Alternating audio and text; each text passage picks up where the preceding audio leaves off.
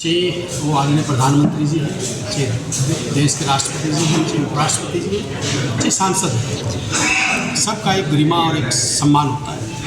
मैं ये तो नहीं कहूँगा कि उन्होंने अच्छा किया सांसद जी ने, पर एक उपराष्ट्रपति के लिए ऐसी बातें नहीं करनी चाहिए। पर बड़ी पार्टी चलाने के लिए देश के प्रधानमंत्री, मुझे शर्म आती है कि एक नॉर्मल व्यक्ति भी ऐसी हरकतें नहीं करेंगे। जो देश के प्रधानमंत्री जी, चाहे राहुल गांधी जी के बारे में थी, चाहे वो सोनिया गांधी जी के बारे में थी, चाहे वो श्री मनमोहन सिंह जी के बारे में थी, तो कौन से ऐसे नेता थे जी कांग्रेस के इन्होंने उनके निर्मित करने के लिए नहीं किया। ऊपर एक चीज़ है, मैं पूछना चाहता हूँ बीजेपी के लोगों से, आज ये जो बीजेपी के लोग खाप की बात कर रहे हैं, किसान की बात कर रहे हैं, जब 756 लोगों की शहादत हुई और 1 साल 3 महीने लोग धरने पर बैठे रहे, तब वो किसान नहीं थे। उनको ये कहते थे आप उग्रवादी हैं, अलगवादी हैं, पाकिस्तानी हैं। तो जब तो उनको उग्रवादी तक की संज्ञा दे रहे थे, उसके बाद में जब इसी किसानों की बेटियां और इस देश की बेटियों को यौन शोषण के मामले में रोडों पर घसीटा जा रहा था, तब वो किसान की बेटी नहीं थी, जो वो एक समाज की बेटी थी। कहाँ जा रहे थे लोग? बीजेपी के लोग, तो बीजेपी के लोग कहाँ जा रहे थे? उसके बाद में हमारी बेटी का संदीप सिंह मामले में एक इतने बड़े गंभीर आरोप लगाए, मुख्यमंत्री स्वयं छाती ठोक के कह रहा है कि नहीं करूँगा जांच, नहीं करूँगा, राजनीति से कुछ नहीं बिगड़ा। तब जब ये कहा जाए तो किसान की बेटी थी या नहीं थी? तो ये लोग हर जगह राजनीति के अलावा इनके बस की बात नहीं है। मैं जरूर कहता हूँ, समाज चाहे प्रधानमंत्री है, एमएलए है, एमपी है, सांसद है, साधु संत है, ना इनकी कोई जात होती है, ना इनका कोई धर्म होता है। ये सभी जात के सभी धर्मों के होते हैं। और जिस प्रकार की छोटी सोच लोग रख के इस प्रकार की बातें करते हैं, तो मैं इन बातों से इत्तेफाक नहीं रखता हूँ। पर एक चीज़ जरूर कहता हूँ कि मैं उस चीज़ का समर्थन नहीं करता हूँ। हमारे उपराष्ट्रपति हमारे बड़े सम्मानित हैं, जो भी वो टीएमसी के सांसद ने किया वो गलत था, उसके लिए मैं उसके कोई पक्ष में नहीं। पर जो राहुल गांधी जी, मनमोहन सिंह जी के बारे में और किसान और हमारी बहन बेटियां और सब के बारे में जब हुआ, तब मैं पूछता हूँ, तब वो कौम, तब वो किसान, जो मजदूर, तब 146 सांसदों को निलंबन किया गया, जनता ने चुनकर भेजा। देखिए, ये एक किस्म से देश के लिए सबसे काला दिन था।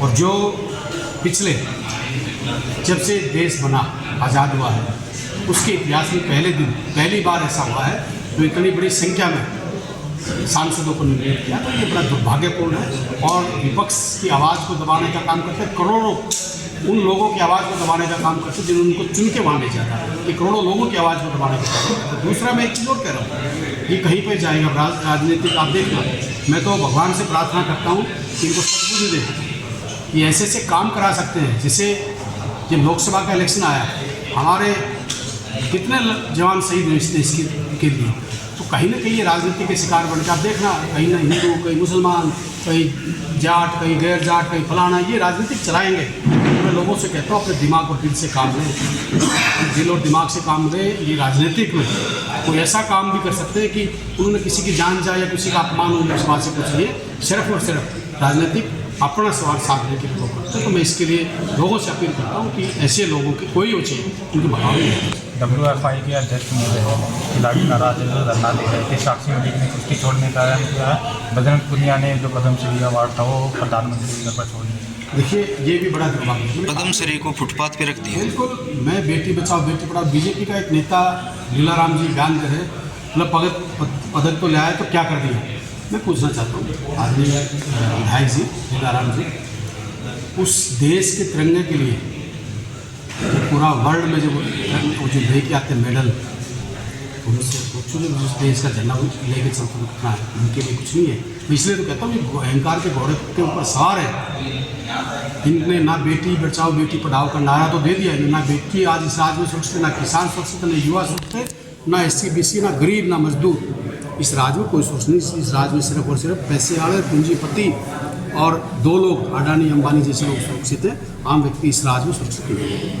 संगठन को लेकर क्या कहेंगे? लगातार चर्चा में है कि कांग्रेस का संगठन नहीं बना। संगठन हमारा बहुत जल्दी आपके सामने होगा। देखिए, मैं भी मानता हूँ देरी हुई है, और इसके लिए मैं कहीं ना कहीं अपने नेतृत्व को जिम्मेवार भी मानता हूँ कि भाई इतने दिन से संगठन नहीं आना, ये हमारा कमजोरी नहीं है और इसको हमने जल्दी दूर करना चाहिए। चुनाव नजदीक है, तैयारी किस तरह की चल रही है? तैयारी बहुत अच्छी है और हम आदरणीय दीपेंद्र हुड्डा जी 9 तारीख को बाद में हल्के के बूथ के लोगों से अपने बीजेपी के कार्यकर्ता प्रदर्शन कर रहे, पुतला फूंक रहे हैं, वो कह रहे हैं कि माफ़ी मांगनी चाहिए। धनखड़ का आपको लेकर भी और पंचायत की इसमें गई। एक बात और है कि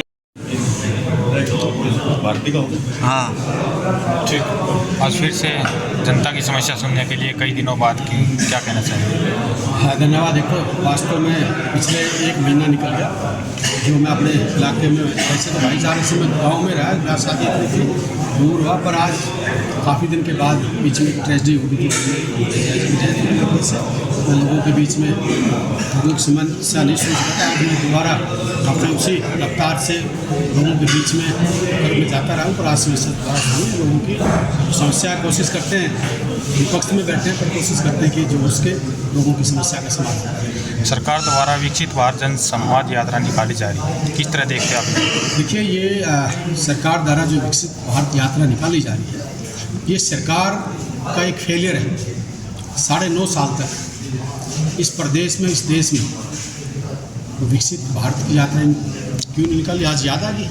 आज ये यात्रा प्रॉपर बीजेपी की यात्रा है। मैं पूछना चाहता हूँ, वो जो बीपीएल परिवार, जो पीपीपी के तहत जो कटे लोगों के पेंशन कटी, कार्ड कटे, कुछ हज़ारों लोग, लाखों लोग सुबह से रात तक धक्के खाते फिर रहे हैं, उनके लिए क्या किया है? तो ये सिर्फ और सिर्फ विकसित हुए बीजेपी और बीजेपी के नेता और अफसर और अडानी और अंबानी और अमित शाह और मोदी जी, ये विकसित हुए हैं। ये देश विकसित नहीं, ये देश गलत में जाने का काम, धकेलने का काम बीजेपी ने किया। जिस तरह से 5 राज्यों के चुनाव आए हैं, भाजपा पूरे उम्मीद लगा रही है कि हरियाणा में वो सरकार बनाने जा रही है, किस तरह देखते हैं? देखिए, मैं मानता हूँ कि हमारी 1 राज्य में हार हुई और 3 में हम हारे, पर हमने वोट परसेंटेज बीजेपी से 10 लाख ज़्यादा ली और कहीं ना कहीं वही बात आती है कि ईवीएम पर ठेकरा फोड़ते हैं। कहीं ना कहीं जैसे मध्य प्रदेश था, मध्य प्रदेश में इन्होंने पूरा एक नगन नाच जो होता है, एक पूरा कानून का गला घोटने का, एक लोकतंत्र में जो उसकी हत्या करने का काम अगर किसी ने देखना तो मध्य प्रदेश में देखना। मध्य प्रदेश में एक विधायक का इलेक्शन लड़ रहा है, वो बेचारे 3 लोगों ऐसे सामने इसके गाँव से 6 वोट आती हैं, लोग एक कह रहा है कि मेरे घर की वोट 150 वोट है, वो कहाँ गई वो तो बता दो।